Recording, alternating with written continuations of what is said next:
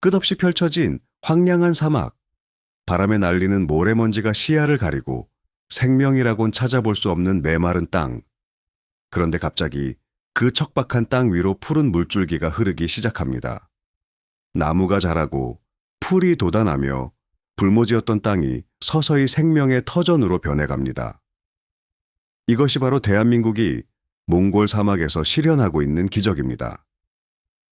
전 세계 물 부족 인구가 약 40억 명에 달하고 매년 600만 헥타르의 땅이 사막화되고 있는 현실에서 한국은 독보적인 기술력으로 불가능을 가능으로 바꾸고 있습니다. 오늘 이 영상에서는 해외 전문가들마저 놀라게 한 한국의 사막화 방지 기술과 물 관리 기술의 실체를 낱낱이 파헤쳐 보겠습니다. 한국이 몽골 사막에서 어떤 프로젝트를 진행하고 있는지, 세계 최고 수준의 해수 담수화 기술이 어떻게 사막 국가들의 생명줄이 되었는지, 그리고 이 모든 것이 우리의 미래에 어떤 의미를 갖는지 함께 알아보겠습니다. 핵심 질문은 이것입니다. 대한민국은 어떻게 물이 없는 사막에서 생명을 피워내고 있으며 이 기술이 왜 전 세계의 주목을 받고 있는 것일까요? 먼저 배경을 이해해야 합니다. 몽골은 한때 드넓은 초원과 유목민의 낙원이었습니다. 칭기즈칸의 후예들이 말을 타고 달리던 그 푸른 땅 말입니다. 하지만 지금 몽골의 현실은 충격적입니다. 1990년대까지 몽골 전체 면적의 40%를 차지하던 사막이 현재는 무려 78%까지 확대되었습니다. 국토의 4분의 3 이상이 사막화 영향을 받고 있는 것입니다. 지난 80여 년간 몽골의 기온은 2.49공도나 상승했는데 이는 전 세계 평균의 2배에 달하는 속도입니다. 왜 이런 일이 벌어진 걸까요? 가장 큰 원인 중 하나는 바로 캐시미어입니다. 네, 여러분이 아시는 그 고급 원단 캐시미어 말입니다. 캐시미어 산업이 급성장하면서 몽골 정부는 염소 방목을 장려했고 유목민들은 더 많은 염소를 키우기 시작했습니다. 염소는 풀을 뿌리까지 뽑아먹기 때문에 과도한 방목은 초원을 황폐화시켰습니다. 여기에 기후변화까지 더해지면서 상황은 걷잡을 수 없이 악화되었습니다. 현재 몽골에서는 1년에 무려 50일간 모래먼지 폭풍이 발생합니다. 그리고 이 모래폭풍은 어디로 갈까요? 바로 북서풍을 타고 중국을 거쳐 한반도로 날아옵니다. 우리가 매년 봄마다 시달리는 황사와 미세먼지, 그 상당 부분이 몽골에서 시작되는 것입니다. 이러한 배경에서 한국은 2006년 한몽 정상회의를 통해 본격적인 사막화 방지 협력에 나섰습니다. 단순히 국제 원조 차원이 아니라 우리 자신의 생존과도 직결된 문제였기 때문입니다. 산림청은 2007년부터 2016년까지 10년간 몽골 그린벨트 조림 사업을 추진했습니다. 그 결과 축구장 약 3,000개 면적에 해당하는 3,046헥타르의 황폐지를 푸른 숲으로 바꾸는 데 성공했습니다. 고비 사막의 달란자드가드, 바양작 지역, 울란바토르 인근 룬 지역의 비술나무, 위석류, 싹사울 등 사막에서 잘 견디는 나무들을 심었습니다. 단순히 나무만 심은 것이 아닙니다. 8,000명에 달하는 몽골 산림 인재를 양성했고 양묘 및 조림 기술을 전수했습니다. 한국의 성공적인 녹화 경험과 노하우가 몽골에 이식된 것입니다. 생각해 보세요. 1970년대 민둥산이었던 한국이 어떻게 지금처럼 울창한 산림을 갖게 되었는지를요. 이 사업의 영향으로 몽골 정부는 2010년부터 매년 5월과 10월 둘째 주 토요일을 식목일로 제정했습니다. 전통적으로 한 곳에 정착하지 않는 유목민 문화를 지켜온 몽골에서 나무를 심는 문화가 생겨난 것입니다. 몽골 대통령이 직접 나무 심기 행사에 참여할 정도로 사회적 변화가 일어났습니다. 현재 몽골 정부는 2030년까지 10억 그루의 나무를 심겠다는 야심찬 목표를 세웠고 한국은 2022년부터 3단계 협력 사업을 시작해 산불 피해지 복원, 양묘장 조성, 혼농 임업과 생태 관광 등으로 협력 범위를 확대하고 있습니다. 사막에서 가장 절실한 것은 무엇일까요? 바로 물입니다. 한국은 해수 담수화 기술, 즉 바닷물을 민물로 바꾸는 기술에서 세계 최고 수준을 자랑합니다. 두산 에너빌리티는 1978년부터 해수 담수화 시장에 뛰어들어 지난 50년간 전 세계에 32개의 플랜트를 건설했습니다. 특히 중동 사우디아라비아에서의 성과가 눈부십니다. 2025년 기네스 세계 기록에 등재된 슈아이바삼 해수담수화 플랜트는 하루 60만 톤의 담수를 생산하며 이는 150만 명이 하루 동안 사용할 수 있는 양입니다. 두산 에너빌리티는 역삼투압, SWRO, 다단 증발, MSF, 다단 효용 MED 등 3대 해수담수화 기술과 실적을 모두 보유한 전 세계 유일한 기업입니다. 보유한 관련 특허만 250여 개에 달합니다.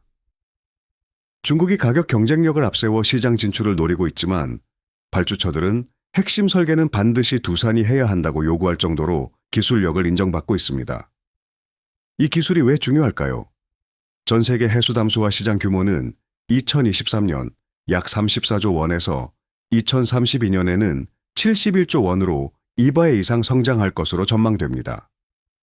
지구상 물의 97%가 바닷물이고 기후변화로 물 부족이 심화되고 있기에 이 기술의 가치는 점점 더 높아질 것입니다. 한국수자원공사 K-워터의 AI 기반 스마트 물관리 기술도 세계의 주목을 받고 있습니다. 2024년 한국이 세계 최초로 개발한 AI 정수장 운영 기술이 국제표준화기구 ISO에서 국제표준화 작업 초안 승인을 받았습니다. 보통 3년 이상 걸리는 과정이 단 7개월 만에 이루어진 것입니다. 물관리 디지털 트윈 기술은 사우디아라비아에 이어 일본까지 수출되었습니다. 간구, 하천 수위, 대문형 현황 등을 가상 공간에서 통합 분석해 홍수 위험을 예측하고 대응하는 첨단 기술입니다. 한국형 물테크가 전 세계로 확산되고 있는 것입니다. 물론 장밋빛 전망만 있는 것은 아닙니다. 냉정하게 바라봐야 할 현실도 있습니다.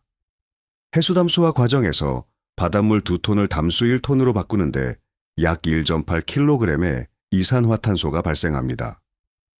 또한 담수화 후 남은 농축수를 바다에 방류하면 주변 해역의 염도가 급격히 상승해 해양 생태계에 피해를 줄 수 있습니다.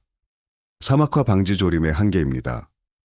사막 지역에 나무를 심어도 우리가 일반 산에서 보는 것만큼 울창하게 자라기를 기대하기는 어렵습니다.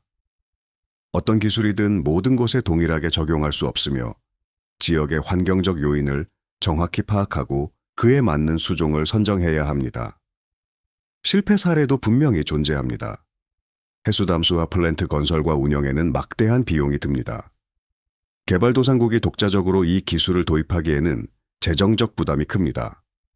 또한 에너지 효율성 측면에서 한국의 기장 플랜트 수준 3.8에서 4.0kWh/m 세제곱은 세계 최고 수준 3.5kWh/m 세제곱에 근접하지만 아직 완전히 도달하지는 못했습니다. UN 보고서에 따르면 기후변화가 현재 추세로 계속될 경우 금세기 말에는 약 50억 명의 사람들이 건조화의 영향을 받게 됩니다. 아무리 좋은 기술이 있어도 기후변화 자체를 막지 못하면 근본적인 해결책이 될 수 없습니다. 전문가들은 한국의 물 관련 기술이 더욱 중요해질 것으로 전망합니다. 글로벌 스마트 물관리 시장은 2022년 151억 달러에서 2032년 393억 달러로 연평균 10.1% 성장할 것으로 예측됩니다. 해수담수화 시장 역시 이 배 이상 성장이 예상됩니다. 한국 기업들이 선점한 기술력은 미래 먹거리가 될 가능성이 높습니다. 태양열을 이용한 막증유법 같은 친환경 해수담수화 기술 개발이 진행 중입니다. 한국과학기술연구원 KIST은 강릉 지역에서 이 기술의 실증을 추진하고 있습니다. 에너지 소비를 줄이면서 담수를 생산하는 기술이 상용화되면 환경적 우려를 크게 줄일 수 있습니다. 산림청은 몽골에서의 성공 경험을 바탕으로 중남미, 아프리카, 중앙아시아로 사막화 방지 사업을 확대할 계획입니다. 2026년에는 몽골에서 제17차 UN 사막화 방지 협약 당사국 총회 UNCC DC-OP17이 개최될 예정이어서 한몽 협력이 더욱 주목받을 것입니다. KTNG, 유한양행 등 국내 기업들이 몽골 사막화 방지 사업에 참여하고 있으며 전남도 역시 2034년까지 2억 그루를 추가 조성하겠다는 계획을 발표했습니다. 정부와 민간 지자체가 함께하는 협력 모델이 확산되고 있습니다. 오늘 살펴본 것처럼 한국은 물과 숲이라는 키워드로 전 세계 환경 문제 해결에 앞장서고 있습니다. 한때 민둥산 나라였던 대한민국이 이제는 사막화에 맞서는 글로벌 그린 리더로 자리매김하고 있는 것입니다. 여러분은 어떻게 생각하시나요? 한국의 사막화 방지 기술과 해수 담수화 기술이 앞으로 더 발전하려면 무엇이 필요할까요? 환경 문제와 경제성 사이에서 어떤 균형을 찾아야 할까요? 여러분의 소중한 의견을 댓글로 남겨주세요. 함께 토론하면서 더 좋은 아이디어를 찾아갈 수 있습니다. 이 영상이 유익했다면 좋아요를 눌러주시고 앞으로도 세계가 주목하는 한국의 기술과 이슈를 전해드릴 테니 구독과 알림 설정도 부탁드립니다. 다음 영상에서 또 만나요.